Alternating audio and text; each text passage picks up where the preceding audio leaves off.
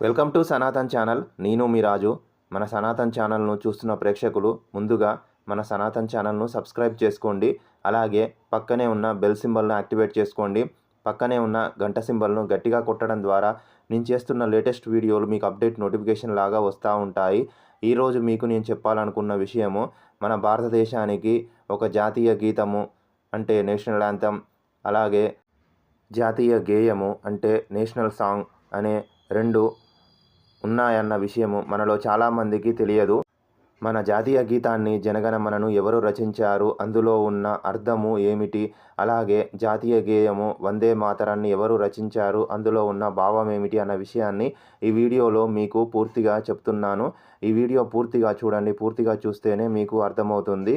ఈ వీడియోను ఎక్కడ స్కిప్ చేయకుండా పూర్తిగా చూస్తే జాతీయ గీతము, జాతీయ గేయము ఎవరు రచించారు అన్న విషయము, అందులో ఉన్న అర్థం ఏమిటి అన్న విషయం తెలియజేస్తున్నాను. ఈ వీడియో చాలా ఇంట్రెస్ట్గా ఉంటుంది. జాగ్రత్తగా గమనించండి. మన జాతీయ గీతంను జనగణమన అనే పాటను రవీంద్రనాథ్ ఠాగూర్ రచించారు. ఈ రవీంద్రనాథ్ ఠాగూర్ రాసినటువంటి జాతీయ గీతంలో భావము చాలా ఉంది.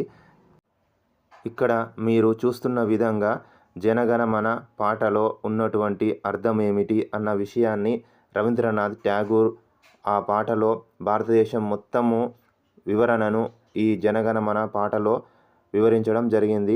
ఆసక్తిగా గమనిస్తే ఈ పాటలో ఉన్నటువంటి భావం అనేది మనకు పూర్తిగా అర్థమవుతుంది.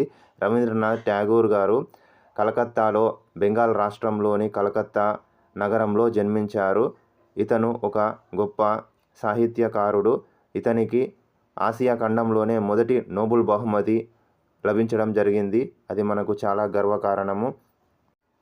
రవీంద్రనాథ్ ఠాగూర్ గారు రాసిన ఈ మన జాతీయ గీతంలో భారతదేశంలో ఉన్న నదుల గురించి, భారతదేశంలో ఉన్న గొప్పతనము గురించి ఈ తన రాసినటువంటి జనగణమన పాటలో వివరించడం జరిగింది.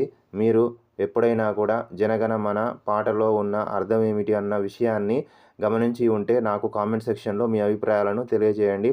అలాగే మీకు రవీంద్రనాథ్ ఠాగూర్ గురించి ఏమైనా విషయాలు తెలిస్తే నాకు కామెంట్ సెక్షన్లో తెలియజేయండి. ఇక జాతీయ గీతము బంకిం చంద్ర చటర్జీ గారు రాశారు. జాతీయ గీతము వందే మాతరము పాటను మనము జాతీయ గీతంగా తీసుకోవడం జరిగింది.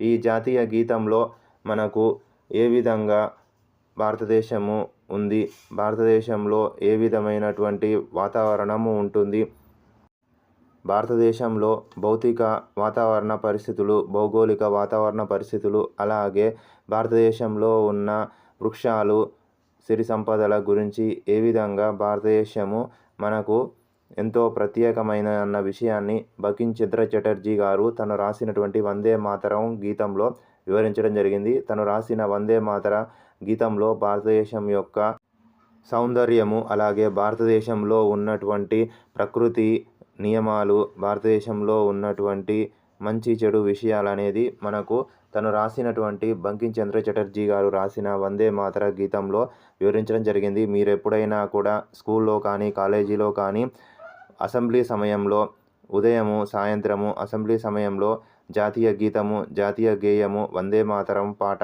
అలాగే జనగణమన పాటను పాడుతున్నప్పుడు ఈ విషయాలను గమనించవచ్చును. ఈ రెండు పాటల కింద వివరించడం జరిగింది. వీడియో నచ్చితే లైక్ చేసి, షేర్ చేసి, కామెంట్ చేసి, సబ్స్క్రైబ్ చేయండి.